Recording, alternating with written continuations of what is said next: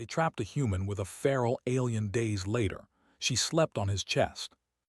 Across the galaxy, humans were ranked low. Too small. Too fragile. Too emotional. Alien empires studied strength in size, claws, armor, and raw power. Humans had none of that.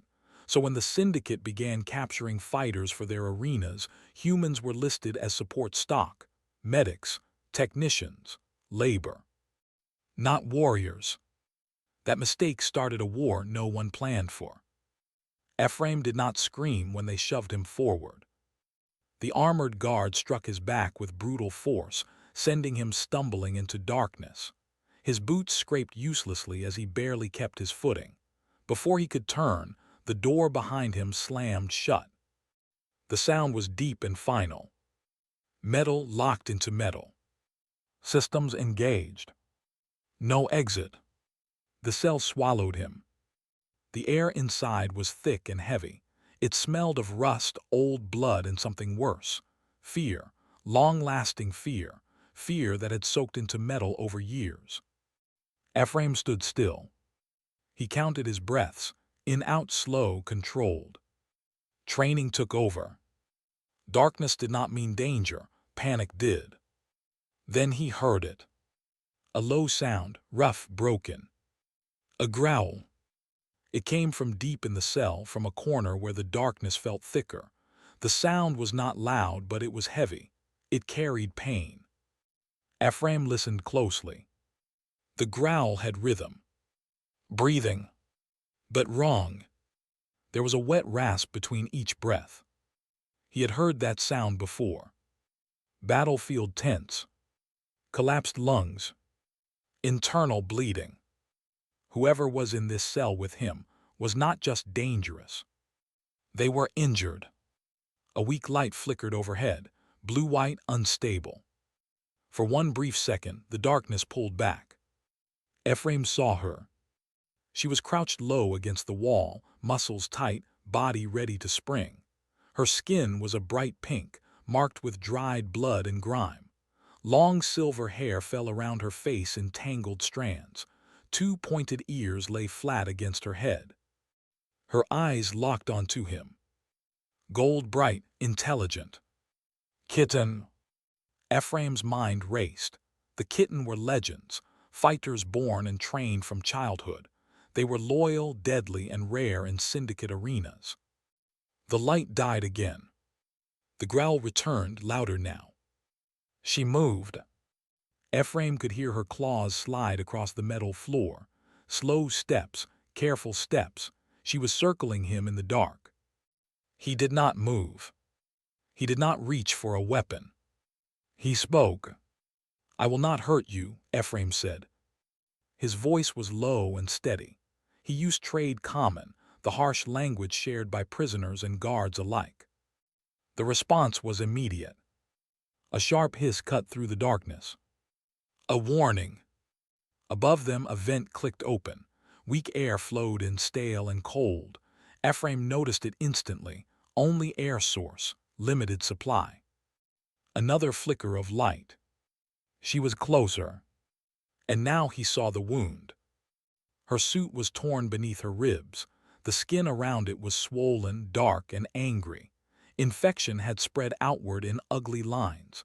Her chest rose and fell too fast. She was burning with fever. That explained everything. The rage. The confusion. The so-called feral behavior. She was not mad. She was dying. A memory surfaced from earlier that day. The Syndicate overseer, bloated and smiling, had leaned close as guards dragged Ephraim down the corridor. "We put you with the champion," the creature had said. "Let's see how long a human medic survives." So this was sport. They wanted blood, screaming, death. They wanted to see a human break. Ephraim felt something cold settle in his chest. Not fear. Focus. He slowly lowered his pack to the floor. The soft sound echoed in the silence. He knelt and carefully opened a hidden seam inside his vest, a trick pocket, emergency supply. Inside lay his last hope. 1 antibiotic injector, 2 antiseptic wipes, 1 tube of nutrient paste, 2 water packs. Barely anything, but enough to try. He laid them out slowly, where she could see them when the light returned. "My name is Ephraim," he said calmly. "I am a medic." The growl continued, but it wavered. He took 1 water pack. When the light flickered again, he lifted it so she could see, then slid it gently across the floor. It stopped just short of her reach. She did not move. Ephraim leaned back against the wall. He sat down, made himself smaller, less threatening. He opened the second water pack and drank slowly, letting her hear it. Minutes passed. Time stretched. Then he heard it. A fast movement, a quiet scrape. The light flashed again. The water pack was gone. Ephraim let out a careful breath. Next, he cleaned his own arm, a cut from the guards. He opened an antiseptic wipe and treated it with slow, clear movements, showing her, teaching without words. Healing, not harm. She watched every motion. Finally, he opened the nutrient paste. He tasted it himself first. Then he held out his finger, paste resting on the tip. He stayed still. This was the moment that mattered most. The darkness held its breath. Then she stepped forward. Slow, careful, controlled. She leaned in and licked the paste from his finger. Her touch was gentle. Her eyes stayed locked on his. Then she retreated back into the shadows. Ephraim's heart pounded, but his hands did not shake. Because now he knew the truth. The syndicate thought they had locked a human inside a cage. What they had really done was place a wounded warrior with a healer. And humans, when cornered, did not become prey. They became the beginning of something far worse. A quiet war. An unexpected one. The healer they did not expect. The syndicate believed fear was the strongest weapon in the galaxy. They were wrong. Fear broke creatures fast, but humans did not break the same way. Humans slowed down. They observed. They fixed problems. And right now, the biggest problem in the cell was not the kitten warrior. It was time. Ephraim sat with his back against the cold wall, counting her breaths in the dark.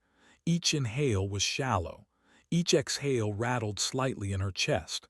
The rhythm was wrong, too fast, too uneven. Infection was winning. The light above flickered again, weak and unreliable. In that brief moment he saw her clearly. Her body trembled not from anger but from fever. Sweat soaked through her torn suit. Her claws flexed and relaxed as if she could not control them. She was fighting something inside herself. Ephraim spoke gently, not looking directly at her. "You are hurt," he said. "I know it hurts to breathe." Her growl answered him, but it was weaker now, more tired than threatening. He moved slowly. Every action was deliberate. He reached for one of the antiseptic wipes and tore it open with care. The sound echoed too loud in the silence. He did not go near her. Instead, he cleaned his own hands. Front, back, fingers, wrists. She watched him closely, golden eyes following every movement. "I clean first," he said softly, "so I do not make wounds worse." The light flickered off again. Silence returned. Then came movement. She shifted closer in the darkness, not rushing, not attacking, testing. Ephraim stayed still. Another flicker of light. She was only a few steps away now. He could see the wound clearly. The skin around it was swollen and dark. Heat radiated from it. There was no doubt. Metal was still inside her. Left untreated, she would die. Slowly, painfully. And she knew it, even if the fever confused her mind. Ephraim reached for the nutrient paste. He squeezed a small amount onto his finger and held it out again. This time, she did not hesitate as long. She leaned forward and licked it off his skin. Once, Twice. Then she pulled back sharply, hissing. But she did not retreat fully. That mattered. He spoke again, his voice calm and steady. I need to see the wound. Her ears flattened tighter against her head. The growl deepened. She did not understand the words fully, but she understood the intent. Approach meant danger. Ephraim adjusted his plan. He picked up the antibiotic injector and placed it on the floor between them. He did not touch it after that. He let her see it, let her smell it. Medicine had a scent, clean, sharp, artificial. She sniffed the air. Confusion crossed her face. The light flickered again. Ephraim pointed gently to her side. Metal, he said, inside. He pointed to his chest, then his head. It makes you angry, not you. Her breathing changed. For a moment the growl stopped. She understood more than they thought. The fever had not erased her mind, it had trapped it. She suddenly lurched forward. Vast. Ephraim did not pull away. She grabbed his shoulder, claws digging into armor. Her face was inches from his, hot breath, gold eyes wide and unfocused. She was deciding whether to kill him. Ephraim held her gaze. He did not fight her grip. He did not shout. He simply said, I will help or I will die trying.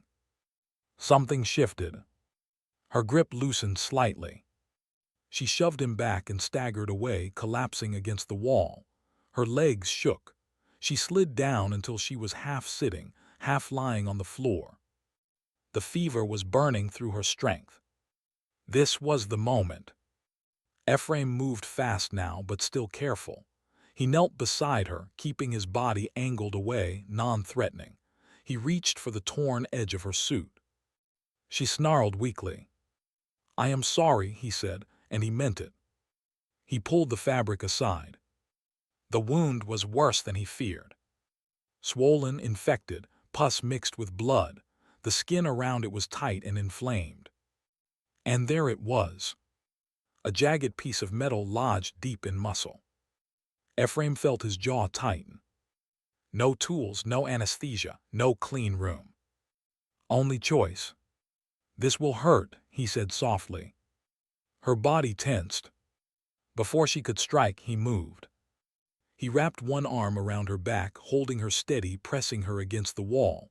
Not crushing, not violent, just enough to stop her thrashing. She screamed. A raw, broken sound that filled the cell. Her claws raked across his armor. Sparks flew. Pain flared where claws found skin. Ephraim ignored it. He focused. With his free hand, he broke off a thin plate from his armor. The edge was rough but sharp enough. He cut. Her body convulsed. She bit down hard on his shoulder, not to attack but to survive the pain. Blood spilled hot against his gloves. Ephraim reached inside the wound, fingers burning from the heat. He found the metal. Gripped it. Pulled. She screamed again, then went limp as the shard came free. Ephraim threw the metal aside and immediately grabbed the injector. He plunged it into her thigh and pressed down. Medicine flooded her system. Her body shuddered once, then relaxed. The fight left her all at once. She sagged against him, breath breaking into exhausted sobs. Ephraim held her upright until her breathing slowed. Then he lowered them both to the floor. He cleaned the wound as best he could, pressed fabric against it, secured it tight. Minutes passed. Her breathing steadied. The fever began to break. Slowly her eyes opened. Clear. Focused. She looked at him, truly seeing him for the first time. Her voice was rough, weak, but real. Ephraim. He froze. You know my name, he said quietly. I knew it, she whispered, even when I could not stop myself. Silence filled the cell again. But it was different now. Not fear. Not rage. Something fragile had formed between them. Trust. And outside the cell, the syndicate's cameras recorded everything.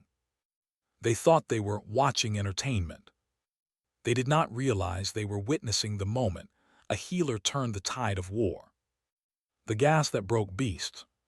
The cell went quiet in a way that felt wrong. No footsteps outside. No guard laughter. No hum from the vents. Silence heavy and waiting. Ephraim noticed it first. He sat against the wall, one knee raised, eyes half closed but alert. Across from him, the kitten woman lay still, her breathing deep and slow for the first time since he had met her. The fever had broken. Sweat cooled on her skin. Pain still lived in her body, but it no longer owned her mind. That should have been a victory. It felt like a trap. The light panel above flickered once, then steadied. That alone told Ephraim something had changed. Systems did not behave nicely on this station unless someone wanted them to. He stood slowly. The vent near the ceiling hissed. A thin mist spilled out, pale and almost beautiful as it curled through the air. It carried a sweet smell, like overripe fruit mixed with burned metal. Ephraim's blood went cold. "No," he whispered. He knew that smell. Rage gas.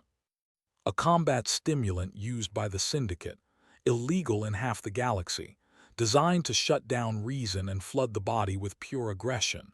Pain meant nothing under its effect. Fear vanished. Only violence remained. The kitten woman stirred. Her ears twitched, her eyes snapped open. At first she looked confused, then her pupils widened, swallowing the golden black. Her muscles tightened. Her breathing changed, turning fast and sharp. She clawed at her temples and let out a broken cry, half pain, half fury. Ephraim moved toward her, hands raised. "Stay with me," he said. "Listen to my voice."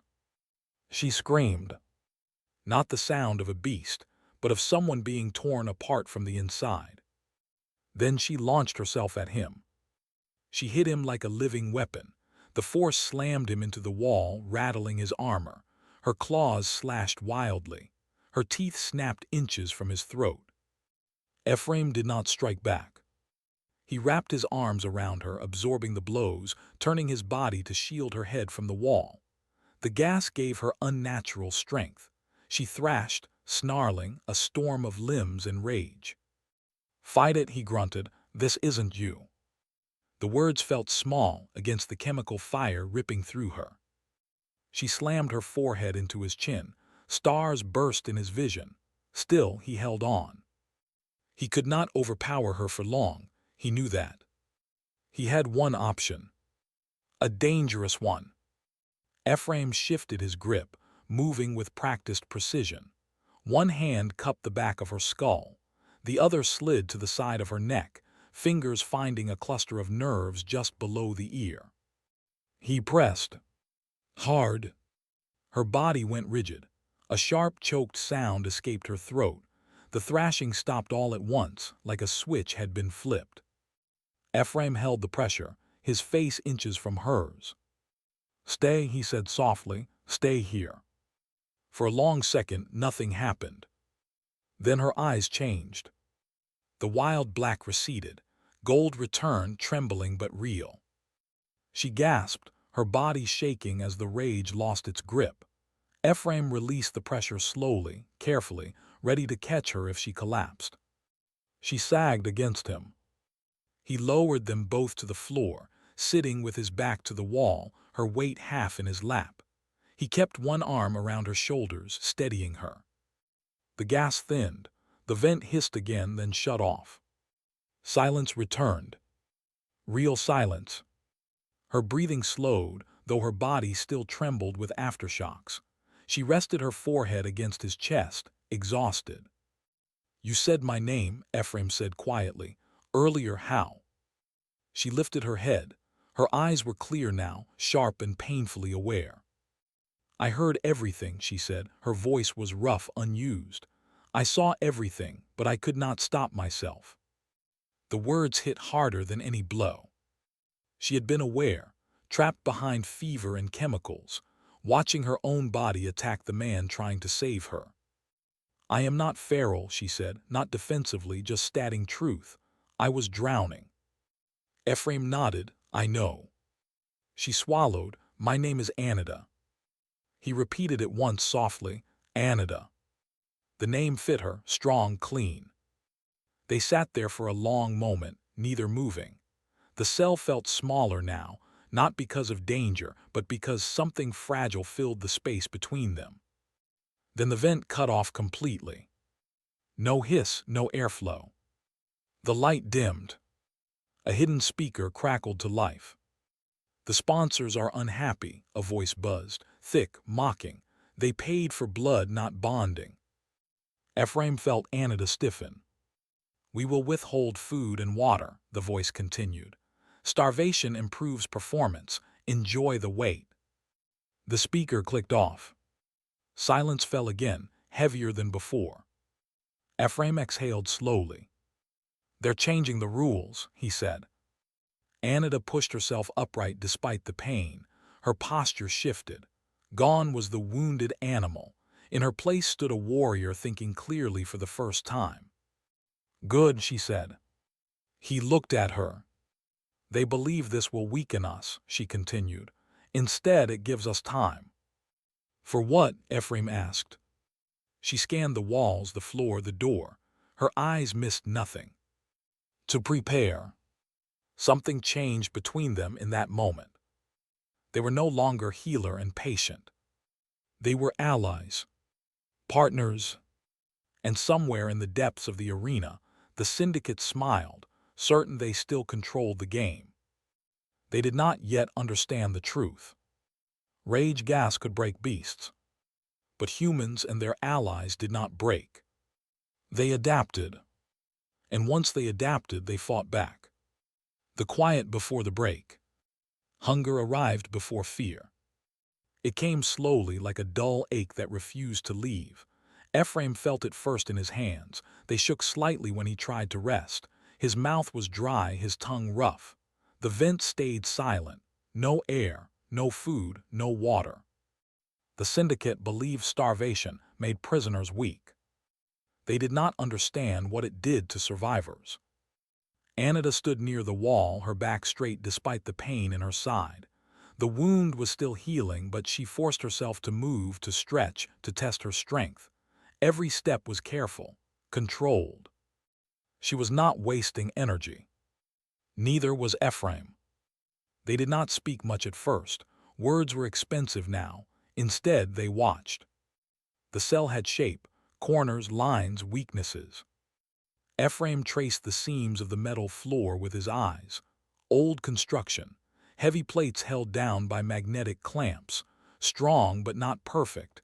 Everything failed eventually. Eineida crouched near the wall, her fingers brushing over the surface. She closed her eyes and listened, not with ears alone, but with her whole body. "Here," she said finally, tapping one spot with a claw. "The vibration is different." Ephraim moved beside her. He pressed his palm flat against the floor. She was right. The hum beneath the metal was uneven. "Power line," he said, "runs under the plate." Their eyes met. A plan began without being spoken. Ephraim took the broken edge of his armor plate and started working at the seam. Slow, careful, he did not rush. Rushing broke tools. Patience opened doors. Eineida knelt beside him. She watched the corridor through the tiny slit beneath the door. Her ears twitched at distant sounds. Guard patrols, heavy boots, lazy steps. "They pass every 7 minutes," she whispered. Ephraim nodded and kept scraping. Time stretched. Sweat gathered on his brow. His hands ached. The hunger burned sharper now, but he ignored it. Focus was fuel. Eineida reached for the torn remains of her suit. She began pulling at loose threads, unraveling them one by one. The fabric was tough, woven for battle, stronger than it looked. She twisted the threads together, weaving slowly. A cord formed, thin, durable.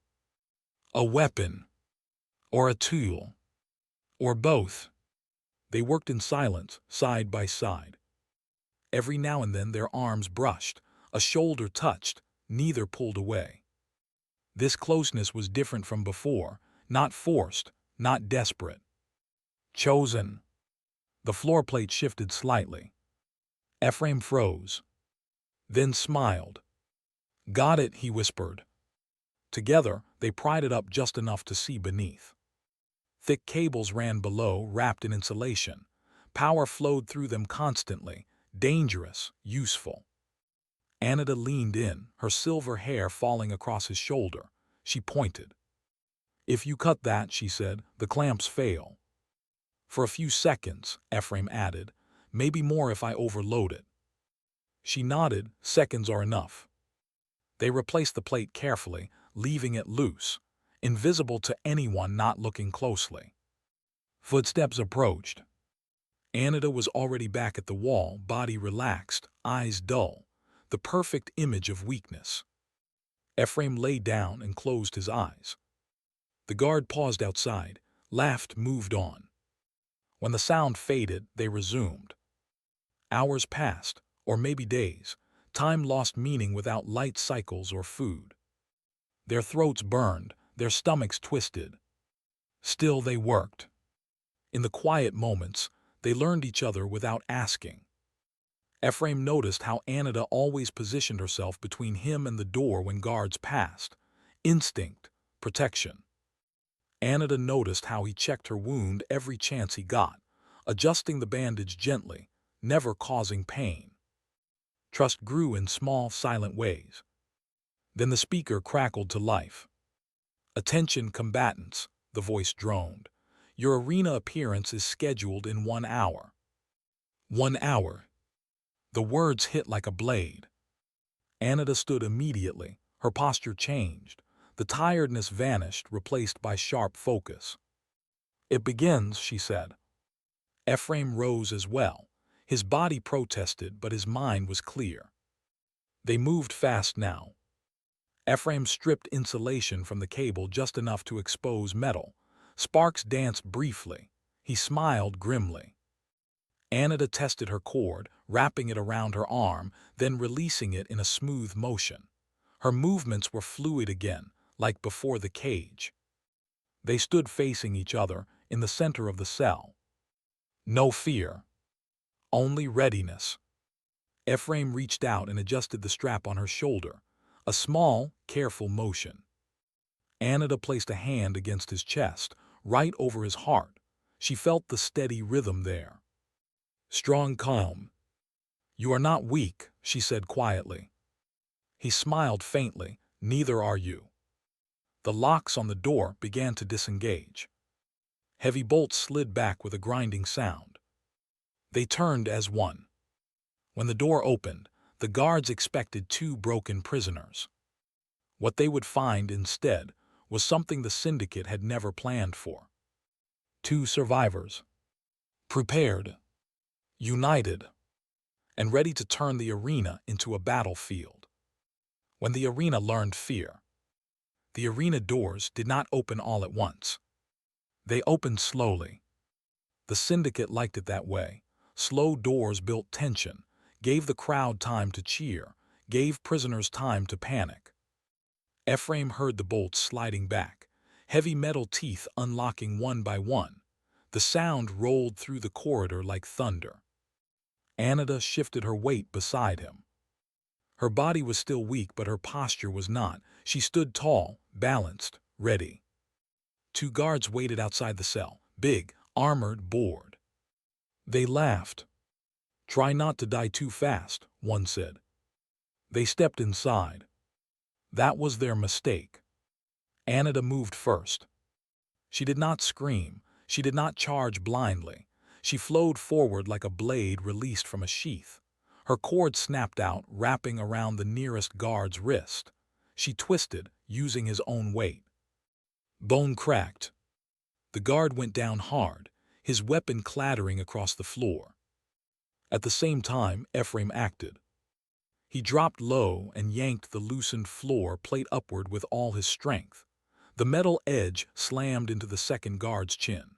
The impact snapped the guard's head back and sent him crashing into the wall. Before either could recover, Eineida finished it. Fast, clean, controlled. Silence followed. Then shouting.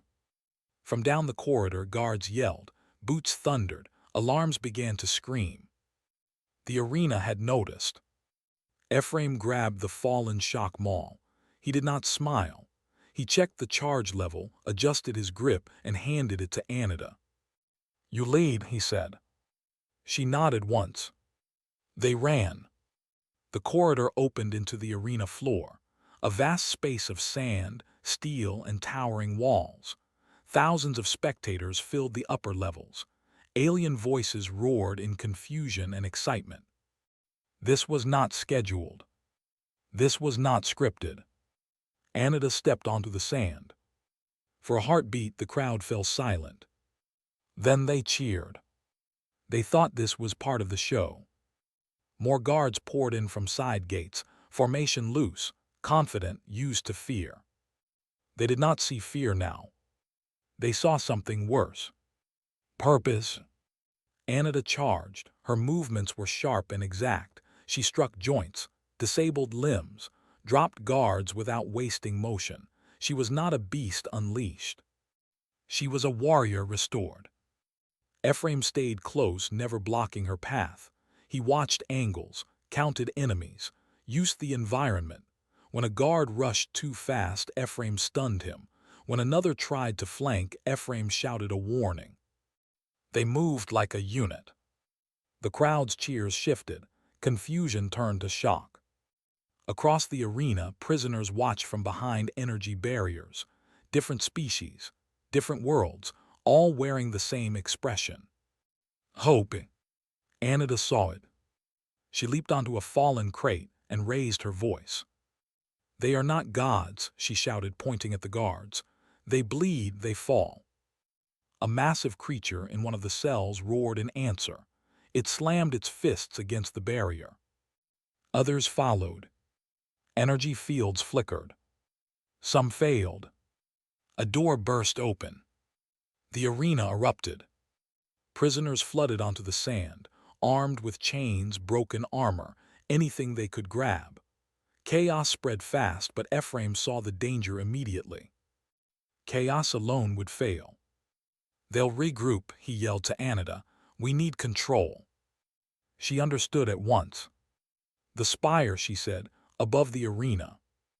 The control tower rose high over the sand, wrapped in thick armor. That was where the syndicate watched. That was where they controlled gates, weapons, gas. That was the head. They ran for it. Guards tried to block the path, but Eineida cut through them like water through stone. Ephraim disabled doors, overloaded panels, caused sparks and smoke that slowed pursuit. They reached the base of the spire. The access ramp began to retract. Ephraim skidded to a stop at a nearby control box. "Cover me," he said. Eineida turned, standing between him and the guards. She planted her feet. Nothing passed her. Ephraim ripped the panel open and crossed 2 circuits with a metal shard. The arena lights flickered. Wind howled. The massive sand extractors reversed direction. A storm exploded across the arena floor. Sand blinded guards. Alarms screamed louder. The crowd roared in panic. Under cover of the chaos, Eineida and Ephraim sprinted across the ramp before it fully pulled back. They burst into the spire. Inside, the air was clean, quiet, controlled. And waiting. The syndicate overseer stood there, clutching an energy blade. His eyes were wide, his confidence gone. "This is impossible," he hissed. Eineida stepped forward. "No," she said calmly, "this is overdue." The overseer lunged. Eineida ended it. Not with rage, with precision. The blade fell from his hand. He collapsed to the floor, defeated and shaking. Eineida did not kill him. She turned away. Below them, the arena had changed. Guards were retreating. Prisoners were organizing. The roar of chaos became something else. Victory! Ephraim looked at Eineida, breathing hard. "They won't forget this," he said. She met his gaze. "Good," she replied. "Neither will the galaxy." For the first time in the arena's long history, the crowd was silent. Because they were no longer watching entertainment. They were watching the moment the syndicate lost control. And the moment humans stopped being underestimated. The throne that shattered. Power always hid behind walls. Thick walls. High walls. Walls meant to make their owners feel untouchable. The control spire rose above the arena like a silent ruler, watching everything below. From there, the syndicate decided who lived, who died, and who was entertainment. Ephraim and Eineida climbed toward it without looking back. Behind them, the arena burned with chaos. Guards shouted orders that no one followed. Prisoners fought not for survival now, but for freedom. The noise rolled upward like a storm. Inside the spire it was quiet. Too quiet. Ephraim noticed the change immediately. No alarms, no rushing guards, just clean air and smooth floors. "This place was built to feel safe," he said quietly. Eineida nodded. "That means it is built on fear." They moved down a narrow corridor lined with glass panels. Screens flickered to life as they passed, showing parts of the arena from different angles. Cameras tracked movement automatically. The syndicate was watching them. At the end of the corridor stood a single reinforced door. Behind it waited the heart of the system. Ephraim placed his hand on the control panel. It rejected him instantly. "Biometric lock," he muttered. Eineida stepped forward without hesitation. She did not attack the panel. She attacked the doorframe. Her fist struck the metal at a precise point. The impact sent a vibration through the structure. She struck again and again. The frame bent. Ephraim smiled faintly and shoved his metal shard into the exposed circuit. The door screamed as systems failed. Then it fell inward. The control chamber opened before them. Inside stood Vorlo. The overseer's bloated form filled the center of the room. His many eyes darted between them. The confident smile he once wore was gone. In his hand he held an energy blade, humming and unstable. "You are property," Vorlo hissed, "both of you." Eineida stepped forward. "No," she said calmly, "we were stolen." Vorlo lunged. He was fast for his size, driven by fear and anger. The blade sliced toward Eineida's neck. She moved like water. She slipped past the strike, twisted, and slammed her elbow into his wrist. The blade flew free, clattering across the floor. Vorlo roared and swung his massive arm. Eineida ducked and struck his knee. Bone cracked. He collapsed with a scream. Ephraim stayed near the door, watching the corridor behind them.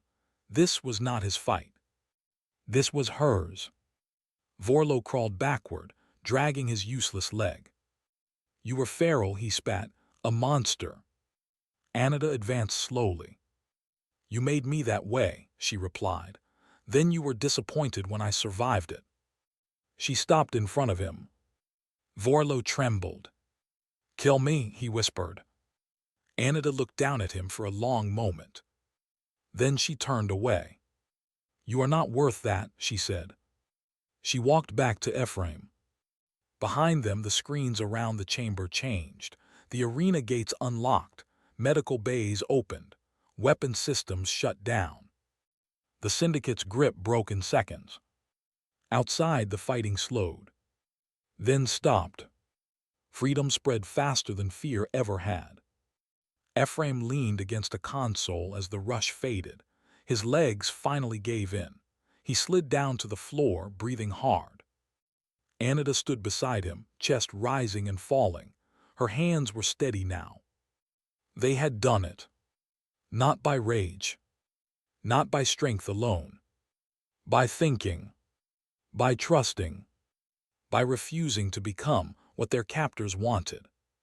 Minutes passed. The noise from below changed again. Voices now carried purpose. Orders, help, coordination. A new order forming from the ruins. Eineida knelt beside Ephraim. "You are injured," she said.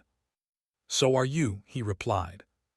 She touched the cut on his cheek with gentle fingers. He flinched, then relaxed. Her touch was careful, intentional. He reached up and adjusted the bandage at her side, still clean, still holding. Neither spoke. They did not need to. The sunrise found them there. Light poured through the cracked windows of the spire, washing the room in pale gold. It revealed the damage clearly: broken glass, burned panels, a fallen tyrant lying forgotten on the floor. Ephraim looked out over the arena. It was no longer a place of death. It was a place of beginning. "They will come," he said quietly. "Other syndicates, other empires." Eineida followed his gaze. "Let them," she said. "They will hear what happened here." He smiled tiredly. "They will hear that humans were involved." She glanced at him, golden eyes soft. "They will hear something worse," she corrected. "They will hear that humans stand with others." The thought settled between them, heavy and powerful. That was the real threat. Not weapons, not warriors, but unity. Below them, former prisoners helped each other to their feet. Wounds were treated, fires were put out, lines were drawn not for cages but for shelter. A broken arena was becoming a city. Ephraim closed his eyes for a moment. For the first time since his capture, he felt safe. Eineida stood watch beside him, silent and unyielding. The throne had shattered, and with it the belief that power belonged only to those who ruled through fear. The galaxy would learn the truth soon enough. You could break bodies. You could cage warriors.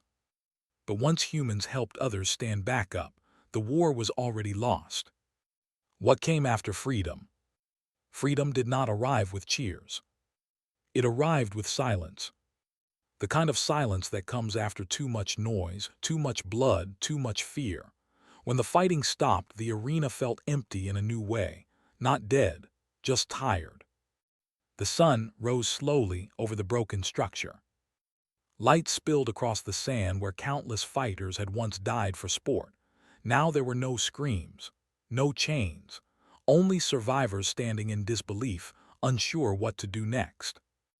Ephraim felt the weight of it all settle into his bones. He sat on the floor of the control spire, his back against a cracked console. His armor was damaged. His body hurt in places he had not noticed yet. He was exhausted in a way sleep could not fix.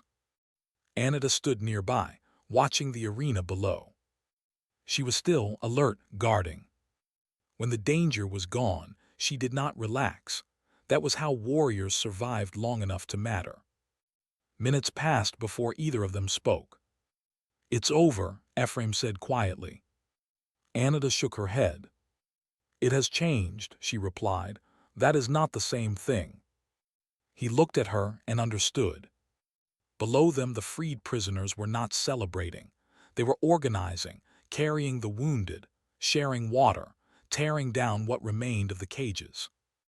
They were not running away. They were staying. Days turned into weeks. The arena became something else. Cells were opened and cleaned.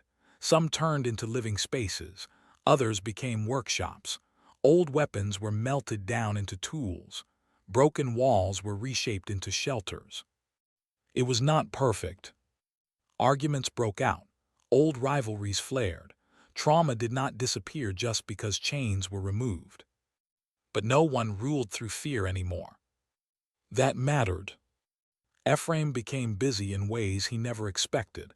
He was called medic at first, then doctor, then finally chief healer.